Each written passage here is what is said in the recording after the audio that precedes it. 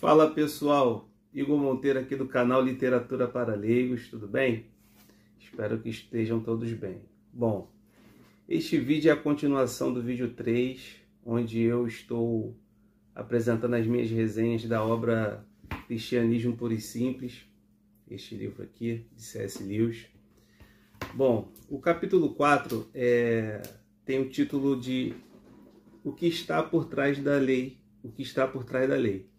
Então, conforme eu expliquei anteriormente, em alguns momentos a leitura fica um pouco repetitiva, porque ele fica o tempo todo nesse primeiro capítulo, nesse primeiro livro, né, apresentando essa lei, né? E o tempo todo que estamos lendo o livro, surge essa dúvida. Eu até contextualizei nos outros vídeos que os próprios ouvintes da rádio na época ficaram com dúvidas, e ele escreveu o capítulo 2, né, que é algumas objeções, onde ele construiu objeções pedagógicas, explicando o que era a lei, dando alguns indícios do que seria essa lei. No capítulo 3, né, cujo título é A Realidade da Lei, ele provou com os argumentos dele que essa lei é real, que ela existe dentro de nós. E aqui ele ainda não define o que é a lei, mas ele dá pequenos indícios. E aqui eu confesso para vocês que eu também, né, numa primeira leitura, conforme eu já falei para vocês, que eu estou lendo a obra e ao mesmo tempo apresentando as resenhas, eu também fiz uma interpretação equivocada, né? No vídeo 2 eu afirmei que essa lei, né, essa lei natural, essa lei moral, era a nossa consciência, era a nossa mente. Porém, aqui num trecho que eu vou ler, vocês vão poder perceber que ele já desconstrói. Ele não define ainda o que é essa lei, ele dá pequenos indícios, mas ele já descarta a possibilidade da lei ser a nossa mente humana. E isso mostra, né, o quão desafiador também é, né, você ler pelo menos esta obra aqui de C.S. Lewis. Ele o tempo todo fica te provocando, o tempo todo ele fica te instigando a entender, né, a fazer realmente reflexões, né, do que ele está falando. O tempo todo você fica ali, meu Deus, esse cara está falando de lei, está falando de lei, está falando de lei, mas que lei é essa? Né? É a nossa consciência, é a lei, né, que existe para reger a sociedade, né? Mas ele apresenta aqui, né,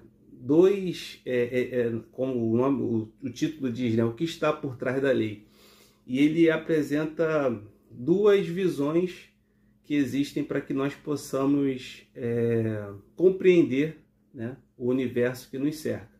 A primeira é a visão materialista, né, a visão material, em que tudo que nos cerca, o universo que existe, surgiu da própria matéria, né, e entre milhares e milhares de coisas que poderiam acontecer, de uma explosão, tudo que tem hoje surgiu, né? É praticamente essa.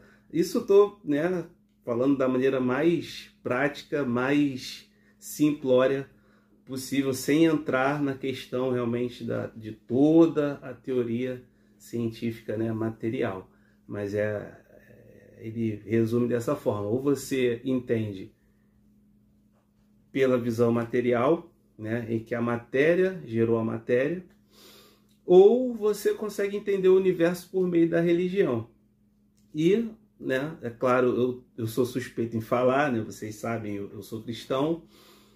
C.S. Lewis escreveu esta obra, né, para cristãos, e é claro que ele também defende a interpretação do universo pela visão, né, da religião.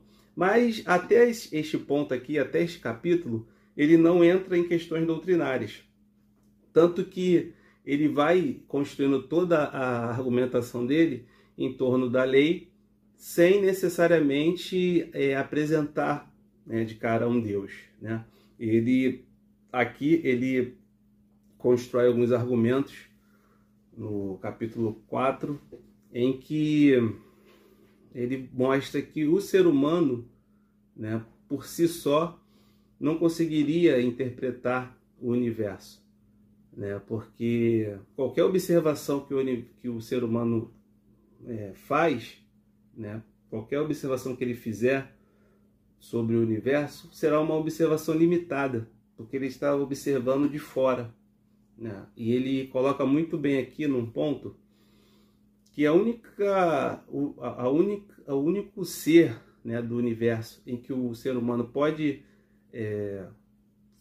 fazer observações com alguma propriedade é sobre o próprio ser humano, porque aí nós conhecemos, né, as emoções, né, nós conhecemos como, mesmo que de forma limitada, nós conhecemos, né, bem como que funciona a nossa natureza, nossos sentimentos, as nossas emoções. Agora, do contrário, né, em relação à matéria, né, em relação à pedra, né, como ele citou lá no outro capítulo, em relação à árvore, em relação à lei da gravidade, conforme ele escreveu no outro capítulo, nós somos ainda muito limitados. Né? Nós somos ainda muito limitados. E ele faz uma definição muito legal da questão da ciência. Ele não descarta a ciência. Gente, em momento nenhum aqui a obra é para menosprezar a ciência, pelo contrário. Mas ele coloca argumentos bem firmes aqui na obra, dizendo que a ciência ela serve para interpretar o universo. Mas quando chega naqueles assuntos assim, né, da origem, do porquê que o universo foi construído, qual a finalidade do universo, a ciência não vai conseguir responder. Ela consegue sim interpretar as leis naturais. Lembra lá das leis naturais que eu citei, né, no outro vídeo? Então, ele define nesse capítulo aqui que a ciência ela consegue cumprir essa função muito bem, por sinal. Ela interpreta o funcionamento do universo.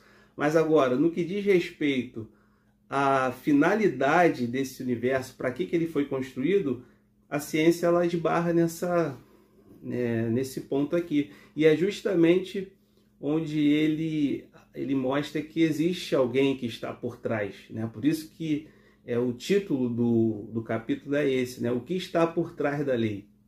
Então ele apresenta até uma visão muito legal, né? Como se existisse um diretor, né? Um ser superior por trás de toda a criação que controla de fato, né, a criação. E de fato nós sabemos que ele mais cedo ou mais tarde ele vai apontar para Deus, mais para frente ele vai entrar mais em assuntos doutrinários, em assuntos teológicos, mas até este capítulo aqui ele faz uma abordagem racional, ele te provoca o tempo todo a raciocinar, né? A observar todo o universo que te cerca e constatar que alguém criou. Né? Ele apresenta algumas leis que existem, né? Algumas leis, tanto lei natural e essa lei moral, para te mostrar que assim não tem como. Alguém criou o universo que nós habitamos, né? Alguém controla tudo isso. Né? Aí faz o contraste, né, também na questão da teoria material, em que, né, dessa explosão todos os elementos químicos possíveis, né, que poderiam, de tantos outros que poderiam, né, surgir aqui, né, no nosso universo, existem os elementos químicos certinhos, né? Se tirasse um ou se tivesse algum a mais, nós não conseguiríamos sobreviver aqui, né? Então, assim, ele faz esse contraste, né? Poxa, de milhares de coisas que poderiam acontecer, tudo que aconteceu de maneira certeira. E será que não existe, né, alguém por trás controlando? Será que não existe alguém por trás desse universo? Então, é praticamente esse a minha resenha, praticamente esse meu resumo aqui do capítulo. Confesso para vocês que ele te provoca mesmo, né? Você vê, mesmo você fazendo uma leitura atenta, né? Eu mesmo já estava caindo, né, no erro de achar que essa tal lei seria a nossa consciência. Então aqui, gente, eu, né, peço desculpas, não é a lei não é a nossa consciência, né? Ele ainda não definiu, mas está dando pequenos indícios. Então, assim, eu acredito que eu estou conseguindo passar para vocês o entendimento de cada capítulo. Eu peço para vocês que vocês coloquem aqui nos comentários as percepções, o que vocês estão entendendo.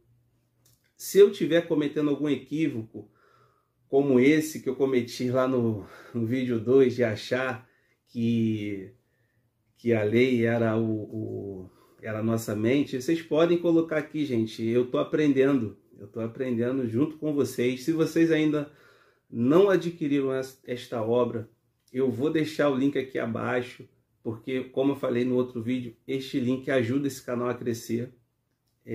Vai dar tempo de vocês me acompanharem, porque eu estou gravando aos poucos também. Estou gravando cada vídeo aos poucos, então ainda tem mais 3 livros pela frente. Então dá tempo de você adquirir a obra, dá tempo de você me acompanhar. Então, gente, é isso. Eu peço que você siga esse canal, curta, compartilhe.